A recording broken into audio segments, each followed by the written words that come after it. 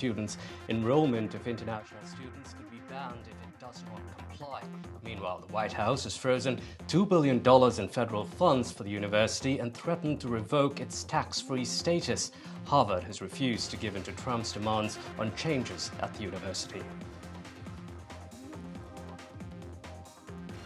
A federal judge has stopped the deportation of an Indian student, saying officials lack legal grounds for the move. Krish Isardasani, who studies in medicine, was arrested in an altercation last year but never charged. Meanwhile, another Indian student, Chinmay Diore, is part of a group suing the US government for allegedly terminating his status without notice or explanation. Immigration and Customs Enforcement say they acted appropriately in detaining a man from Guatemala. The man's family says ICE began smashing windows of their car despite telling agents they were waiting on their lawyer to arrive. ICE says the man is an illegal alien. His attorney says the man had applied for asylum. The incident happened in Bedford, Massachusetts. The pressure campaign on Iran continues, but as you know, the president has made it clear he wants to see dialogue and discussion with Iran. A second round of talks between the US and Iran taking place this weekend in Rome as Trump puts pressure on Iran to dismantle its nuclear program. Meanwhile, threats of negotiations breaking down elsewhere. US Secretary of State Marco Rubio saying he's threatened to walk away from the Russia-Ukraine peace talks if no progress is made. I'm not happy with him. I let him know it, and if I want him out, he'll be out of there real fast, believe me. President Trump lashing out at Federal Reserve Chairman Jerome Powell, saying he could be terminated. Trump's remarks coming after Powell said tariffs could inflict lasting economic damage. Trump wants Powell to cut interest rates, but Powell says the Fed is politically independent.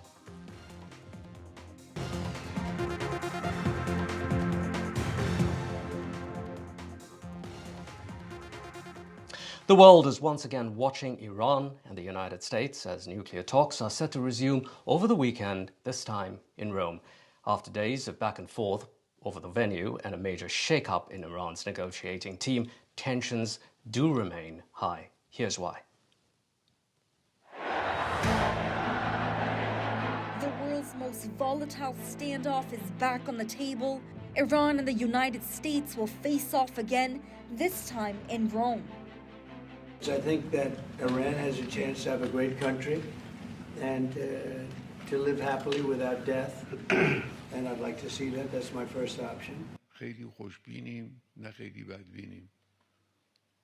به طرف مقابل البته خیلی بدبینیم، طرف مقابل رو قبول نداریم، میشناسیم طرف مقابل. اما به توانایی خودمون. After days of diplomatic whiplash, from naming Rome to pivoting to Oman, Iran has locked in Rome as the site of the next nuclear talks. Oman will once again mediate. And while the venue was still being debated, Iran's president accepted the resignation of Mohammad Javad Zarif, architect of the 2015 nuclear deal, now criticized by headliners for giving too much away. His likely replacement, Mohsen Ismaili, a legal scholar and moderate, now steps in as vice president for strategic affairs and could lead Iran's negotiation team. UN nuclear watchdog chief Rafael Grossi has arrived in Tehran, aiming to restore inspector access and pull both sides back from the brink. Since the US pulled out in 2018, Iran has ramped up enrichment to 60%, dangerously close to weapons-grade 90%. The deal that was made with Obama, that deal would have expired already. It was a terrible deal. It would have expired. This round of talks doesn't happen in a vacuum. The Israeli-Gaza war rages on. U.S. airstrikes pound Iranian-backed rebels in Yemen, and now a powerful new signal from the Gulf. In a rare move, Saudi Arabia's defense minister visited Tehran, the highest-ranking royal to step foot on Iranian soil since the 1979 revolution. He's met with the Iranian president and supreme leader Khamenei, who declared that it's better for regional brothers to cooperate than rely on outsiders. As Tehran hosts U.S. negotiators, a UN chief, and a Saudi defense minister, the moment is historic. But the outcomes are far from certain. The pieces are on the table, the enrichment continues, the threats are real, and the time to decide is running out. Will this be diplomacy's last stand or the beginning of something far more dangerous? With Ridha Makedia, Bureau Report, NDTV World. A dramatic showdown between President Trump and one of the most prestigious universities in the United States, Harvard University. The White House has withheld funding worth $2.3 billion from the school. It has threatened to revoke Harvard's tax-exempt status, and now it's demanding records of international students involved in what it calls illegal activities. If it doesn't comply, Harvard could face a ban on enrolling foreign students. Now, the face-off comes as Harvard refused to accept a list of demands from the Trump administration regarding leadership, hiring, dismantling its diversity policies in a bid to fight anti-Semitism. I think Harvard's a disgrace. I think what they did was a disgrace. They're obviously anti-Semitic, and all of a sudden they're starting to behave. But when you see what they were saying, what they were doing, when you see the way they took care of events, when you watch that woman, that horrendous president that ruined the image of Harvard, maybe permanently, in Congress, in the halls of Congress, when you take a look at what happened there, it was horrific. In other news now, a startling 1,000 foreign students in the US have had their visas cancelled since March. That's according to data compiled by the Associated Press, which examined various university documents and court records. Meanwhile, a huge reprieve for an Indian student in Madison. A federal judge has stopped Krish Isardasani from being deported, saying officials lacked legal grounds to have him removed. Isardasani was arrested in an altercation last year but was never charged. In other developments, foreign students have begun suing the Trump administration for revoking their visas. One of them, Indian student Chinmay Dure from Detroit, who has filed a lawsuit. His lawyer says Dure has no criminal record or charges against him. And in yet another lawsuit, a graduate student from the Ohio State University has also taken legal action. His lawyer, Rafael Urena, now joins us to talk about that case. Rafael, thanks very much for joining us here on Washington Watch. Rafael, can you explain what exactly happened with your client, Awar Sultan, who is a teaching assistant at Ohio State University?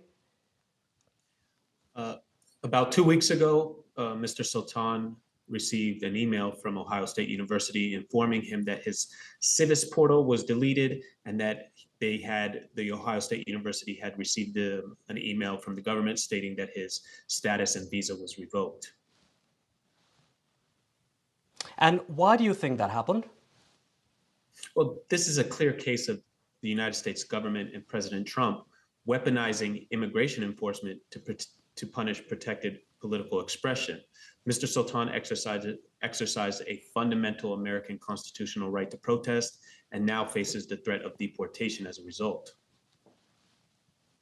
So he took part in a pro-Gaza protest, is that correct? Was he charged? What were the charges?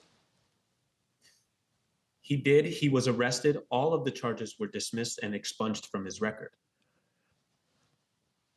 All right. Now, Secretary of State Marco Rubio has repeatedly said that foreign students are here to study. He says a visa is not a privilege and a right, not for foreign students like Sultan to take part in political movements. Isn't the US government allowed to decide whom it wants in the country and what these visitors should do while they're here? Well, it's within reason.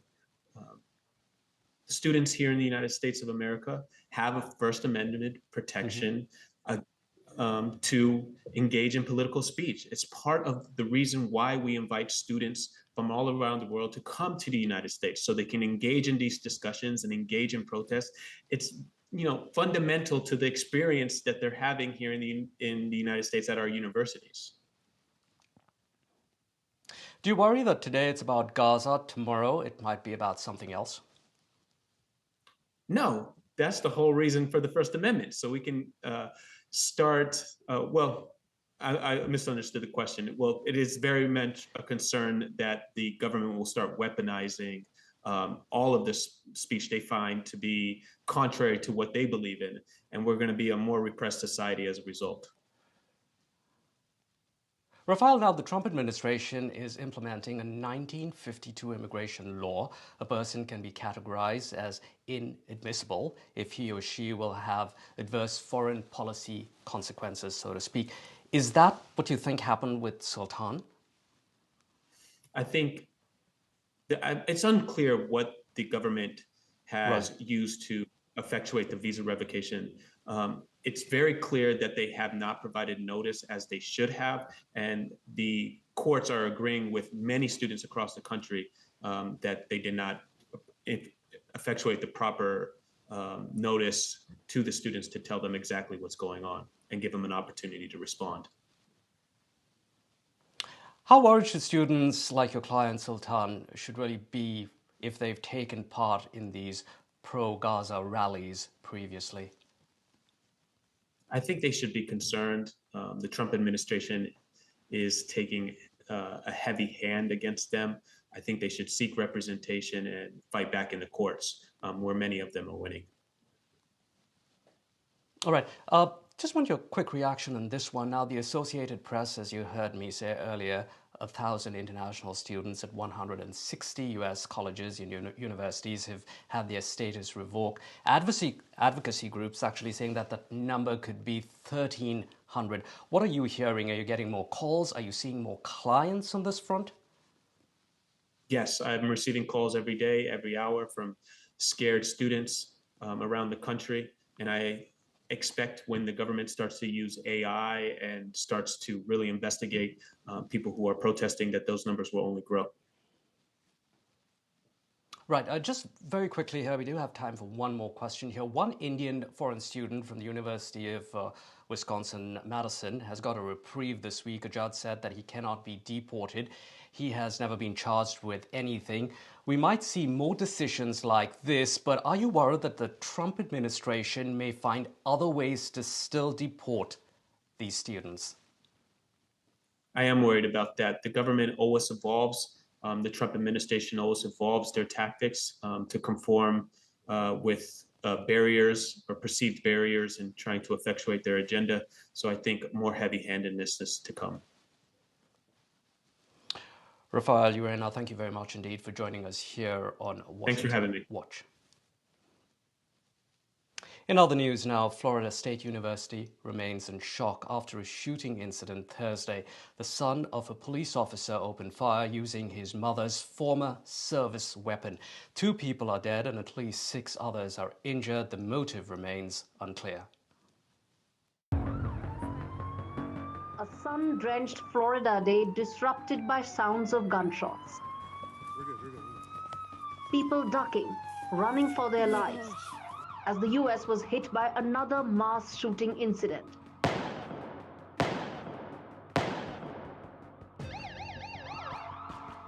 Leaving 2 people dead and 6 injured, as a gunman opened fire on Florida State University campus on Thursday. Oh my gosh. The alleged gunman has been identified as 20-year-old Phoenix Eichner, a university student and son of a police officer. According to eyewitnesses, the incident took place around lunchtime when the shooter got out of his car and started firing indiscriminately, using her police officer mother's former service weapon. I was looking at my phone while I was walking, and I hear a crack. I immediately knew this to be a gunshot, and as soon as I heard that, obviously, look up, it got my attention. The U.S. is no stranger to mass shooting incidents. To put it into perspective, there have already been 81 mass shooting incidents in the U.S. It peaked at 689 in 2021. Meanwhile, President Trump yet again defended gun rights. I'm a big advocate of the Second Amendment. I have been from the beginning. I protected it. and these things are terrible. But the gun doesn't do the shooting, the people do. While these incidents rattle the collective consciousness of America each time, not much has been done to put an end to a problem that has plagued the nation for decades. Bureau Report, NDTV World. U.S. Secretary of State Marco Rubio says Washington will stop brokering a Ukraine peace truce within days unless there are clear signs that a deal can be done. Rubio says President Trump was unwilling to move on unless there was progress. The comments coming just hours after Ukraine signed the outline of a minerals deal with Washington, which could give the U.S. preferential access. The U.S. says the deal will mean setting up an investment fund for Ukraine's reconstruction. Let's take a closer look at the world of critical minerals that has been dominating the headlines. Critical minerals and metals are key to everything from our cell phones to hospital equipment to even weapons. I am now joined by critical minerals expert Gracelyn Bhaskaran at the Center for Strategic and International Studies, a think tank in Washington. Gracelyn, thank you very much for joining us here on Washington Watch. Gracelyn, there are estimates that around 5% or so of the world's critical raw materials are in Ukraine. What kind of materials are these in Ukraine that we're talking about? Thanks so much for having me here today. So there's two things we were looking at. One is what materials they have. We know there's lithium, vanadium, titanium. One of the big questions are about rare earths, however, and that was a lot of the foundation of this agreement. Now, it's important to note that there's a difference between just having a material and what is actually economically viable to extract. Rare earths actually exist in trace amounts all over the world. Now, the difficulty in Ukraine is that a lot of the mapping that we have of Ukraine is between 30 to 60 years old. It was done by the Soviet Union, and the former director of the Ukrainian Geological Survey has come out and said there is no modern mapping of rare earths. So while there are strategic materials in Ukraine, one of the big questions is, can we get the mapping done? And then how do we overcome other strategic barriers that may stand in our way, like the risk that looms from Russia, as well as limited power infrastructure?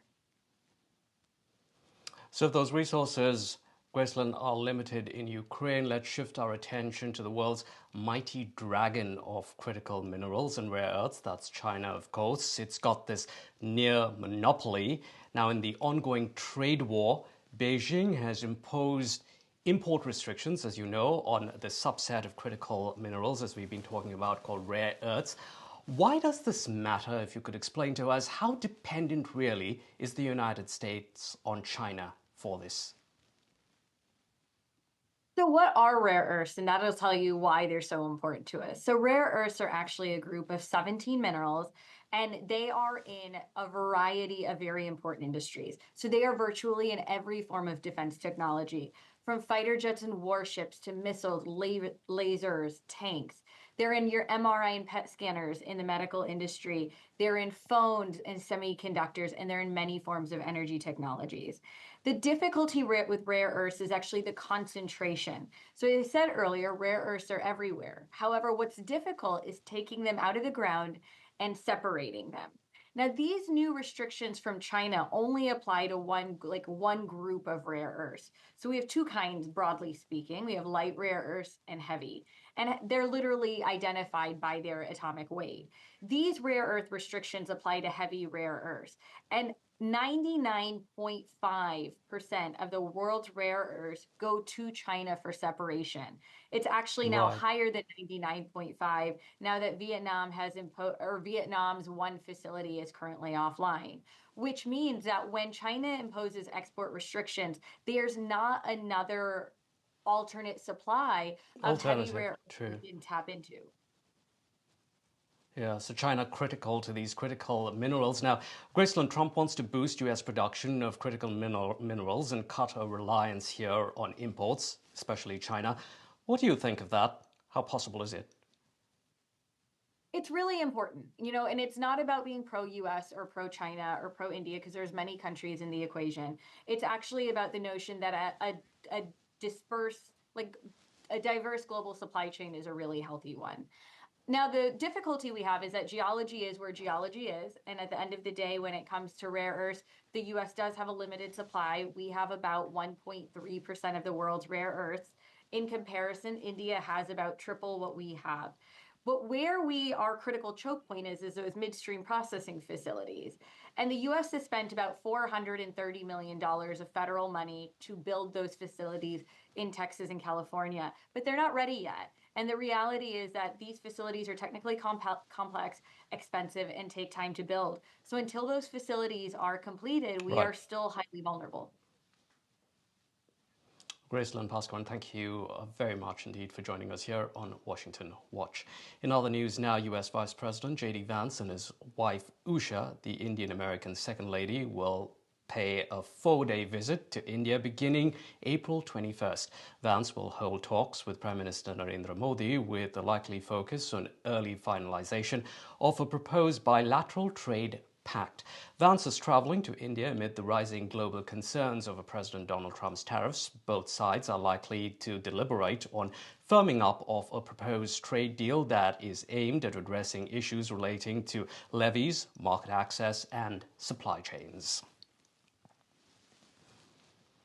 Prime Minister Narendra Modi says that he has spoken with Tesla boss Elon Musk and discussed various issues, including the topics that the two had covered during the PM's visit to the United States earlier this year. The Indian Prime Minister highlighted the immense potential for collaboration between India and the United States in technology and innovation. Modi reaffirmed India's steadfast commitments to advancing partnerships in these areas. Health and Human Services Secretary Robert F. Kennedy Jr. is under fire after claiming autism is preventable, contradicting experts in his very own department.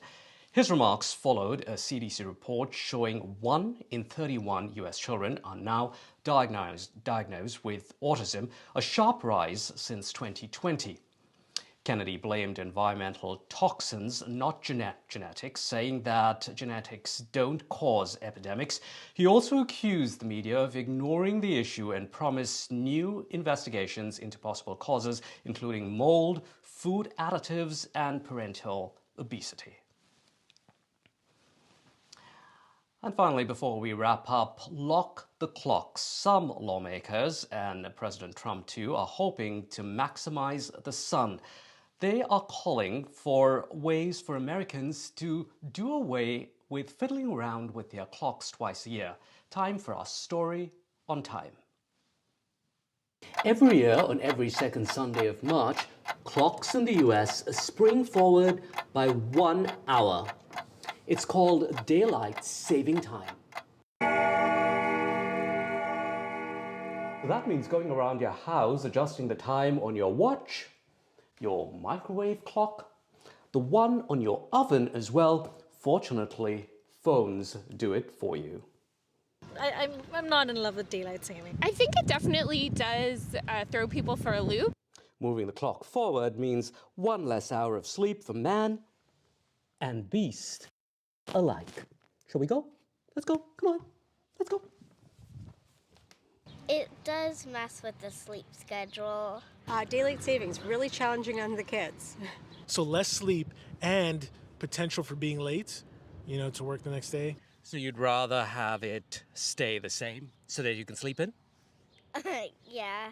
With the clocks moving forward, it means more light in the evening, but the exact opposite happens when daylight saving ends. In November, the clocks are set back an hour, with the evenings getting darker sooner. I do like the longer evenings in the summer. I guess the trade-off would be in the winter. President Trump is urging Congress to make daylight saving time permanent, meaning more light in the evening and no changing the clocks twice a year.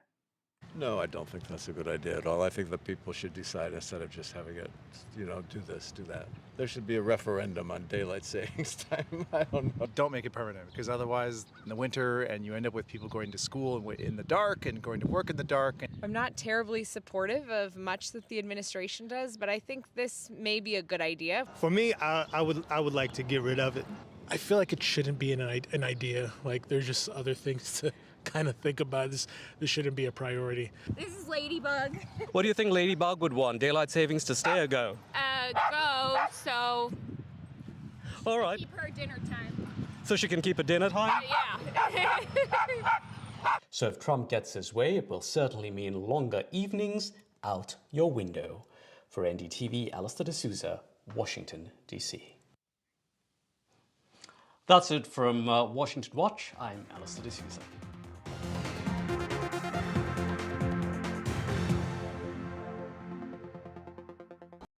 Get £8 off at selected restaurants on Just Eat. Use code APRIL8 now. Did somebody say Just Eat? The Easter of your dreams starts at Lidl, and we won't be beaten on price. On this luscious lamb. Ooh, this succulent salmon with prices to hook you in. Or this great value juicy joint of British beef. Earth to fill. Now that's big on quality and always Lidl on price. Protect what matters to you with Simply Safe Home Security. Get our Which Best Buy rated starter pack from under £200. There's no safe like Simply Safe. Best years, because your brain really matters. The Sharps half-price spring sale is now on. Get Sharps bespoke fitted furniture for every room, from bedrooms to home offices and living spaces. Many ranges are now half price, including our best-selling Shaker range. Our exclusive Space Plus system means we won't be beaten on space. Plus, you get our 15-year guarantee for total peace of mind. The Sharps half-price spring sale ends Easter Monday. Book your free home design visit today at sharps.co.uk. Vista Health means fast access to scans. Vista Health means rapid results. Vista Health means convenient locations. Vista Health means affordable pricing. At Vista Health, we know what your health means to you. And that's why we provide fast access to MRI, ultrasound, echocardiogram and other health scans, without the need for a referral or medical insurance. Get the answers you need. Book your scan today at vistahealth.co.uk. It feels good knowing that your future's in hand. Evlo can offer you a loan from £1,000 to £15,000, whether it's for home improvements, new appliances, a car, or for some of life's big moments. So even if you've had problems with credit before, Evlo looks beyond your credit score and always takes a case-by-case approach. Visit evlo.co.uk to get your conditional decision in minutes. Evlo, your future in your hands. OK, we know this isn't your granddaughter. If this were your granddaughter, she'd want you to know that she's upset because you didn't hear her joke. It wasn't a particularly good joke, but still. Now you owe her an ice cream and a hearing test. Book a free test today at bootshearingcare.com. And now you can hear her jokes again. She's over the moon. If you won't do it for you, do it for them. You could have better hearing in just a week. Boots, with you for life. Yes, so we are looking at the Madras High Court judgment, and we'll be speaking to some lawmakers and all those activists who have been prominently raising their concerns. Hello everyone, this is The Big Fight and I'm Maria Shakil. The Madras High Court has cracked the whip on Tamil Nadu Forest Minister K. Ponmudi, who made some sexist comments regarding women at a rally recently. The court, in an unprecedented ruling, called such remarks targeting and berating women as hate speech. And it directed the DGP of Tamil Nadu to file an FIR against the leader, saying that hate speech by ministers must be taken seriously. The DMK has removed Mr. Ponmudi from the party post, but he still remains a minister in the Stalin government. There have been demands, and rightly so, for his sacking from the cabinet as well. The question is, will Mr. M.K. Stalin take this as business as usual or set an example by removing Ponmudi from his cabinet? That's to be seen. But Ponmudi is not an isolated case. Our political system has unfortunately normalized and mainstreamed misogyny and sexism for long. There is a long list of netas on your television screens, all of them. have made some very, very cross comments regarding women and with impunity, inviting no action from their party bosses. Today on The Big Fight, we say it loud and clear that enough is enough and that this culture of impunity and patriarchy must come to an end. Sexism must end, and women should not be treated as a joke or object of ridicule or hate. And what will it take for our political culture to be purged of its innate and obnoxious sexism and bias towards women? On the show tonight, we have a stellar panel of women who have faced sexism and have called it out. But first up, let me bring in Sushmita Dev, TMC MP of the Rajya Sabha and national spokesperson of Trinamool Congress. Ms. Dev, really appreciate your time.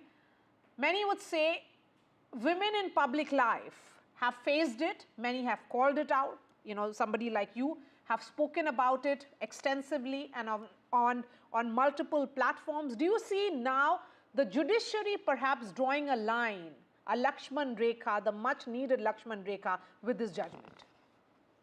Yes, definitely. I think so. We've seen over the years how the definition of sexual harassment has also been broadened. You know, it's not just about touching somebody, but it has been extended to loose comments that, you know, cross that border. So similarly, this High Court judgment comes as a, I think it's a paradigm shift where they are saying that hate speeches are not going to be restricted to, you know, just communal speeches, or when one leader is talking derogatorily about the leader of another party, but they've gone a step further by saying it will also be hate speech if there are sexual innuendos, if it's a chauvinistic remark, because it actually condones a mindset. It condones a mindset. So I think it's a very good judgment. Across party lines, Ms. Dev, women have been subjected to what is being seen as personal attacks, sexist language, and there is almost a normalization that we see. Some politicians have also used sexist language and which are seen as derogatory and making lewd comments against their political opponents as well, and particularly female opponents. As someone like you who has been in public life for a few decades now, do you see this almost like a fair game? Women in public life have to be prepared for these comments. You see, what you said is extremely important, Maria. It's how it happens, and it tends to be normalized. You know, because it is a form of intimidation. It is not just a sexist comment because you're a woman and a man is passing it, but it's a form of mental and psychological intimidation of a woman in her workplace or even outside her workplace. And it happens all the time. It happens all the time. It's not something that we need to get used to.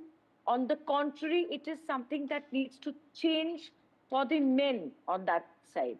And I mean, we've been debating on this for ages, but judiciary definitely has an important role to play. And I can only hope that women call actions like that out. If you tend to take it, absorb it, you also normalize it.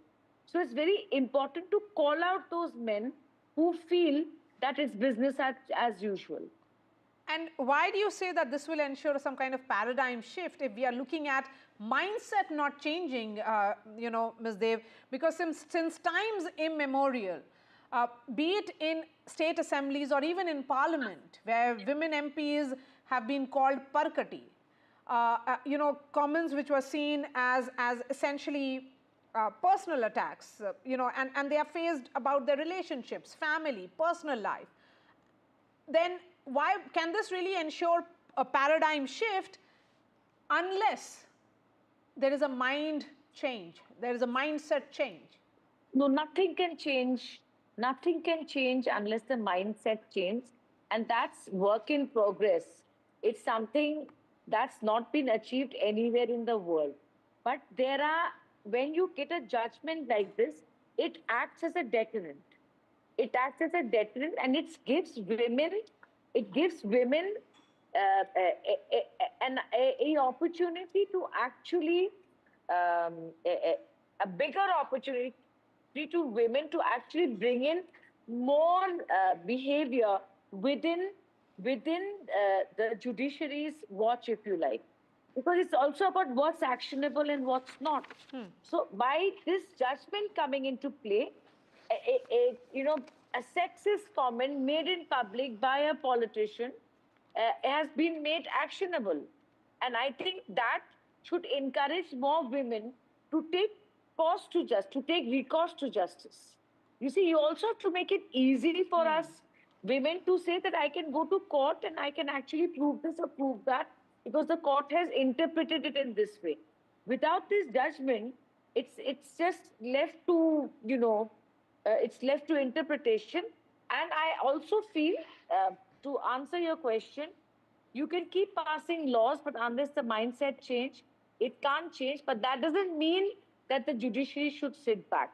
So you need a combination of both. Okay, your final thought before I let you go. Women MPs, women leaders, women party presidents, all of them have faced misogyny, sexism at one stage or the other. Perhaps it takes the High Court to say it in no uncertain terms that people like him, a politician making a statement, must be taken very, very seriously, and he should be held accountable. And now this is essentially hate speech. So that we keep saying that the boundary has increased of the hate speech. Yes. Much needed. But as a lawmaker, what is it that you can do in Parliament now? See, in Parliament, I think, as you know, the law is brought by the people in power. Yes. Not us sitting in the opposition. But it would not be a bad idea. What we do have within our power is to introduce a private member's bill. Because sometimes life is not always about winning, but it's also about putting it out there that this is what I think and this is the way I want it. But I think I am actually in the Standing Committee for Women and Child Development. Yes. And Education. So I will definitely do some brainstorming in the Standing Committee that what is it we could do as legislators. All right, Sushmita Dev, really appreciate your time here on Thanks, NDTV. Maria. Let me bring in the guests now who are joining us on this special broadcast. Charlene Maria Lawrence is an author. N.S. Napinai is a senior advocate of the Supreme Court. Dr. Ranjana Kumari is a women's rights activist. We also have Kasturi Shankar, actor and activist. Let me begin with you, Dr. Ranjana Kumari. How do you look at this judgment, ma'am? I don't know, it's too long and too much that politicians have really insulted women and has really, it's reflection on the kind of upbringing they go through. And also because politics and political parties are a representative bodies of patriarchy, because, the way men control everything there, so they can talk about it. They're tools of patriarchy, these parties and these people in parliament and in state assemblies. They can talk about it, they can just say anything and get away with it. That's the thing. And you can see even Sushmita, who's a very good close friend of mine, also was a little bit, not as sharp in terms of the criticism, because they all know that women are dependent for their political survival, their political progression, on the male leadership completely, whichever party you look at. I think it's just that the way male dominates, except for barring one or two party where women have a little bit of more say, like Mayawati or like Mamata Banerjee and other parties. Otherwise, it's all the way game for men. So we are hearing these kind of lewd remarks. We are hearing this. So I think this judgment definitely is a landmark judgment in terms of not only saying that political discourse has become very low as far as all kinds of, religious issues and, all kinds of issues that have been talked about these days, publicly, privately, in parliament, outside parliament, from a very, very low level politicians to highest level politicians. So we are hearing all that. So saying that, this shall not be tolerated, this should be, politicians should deter from it. But I think nothing less than a law. Nothing less than a law is going to help at this stage, because this is not for the first time. Such remarks against women have been made for years, and I think since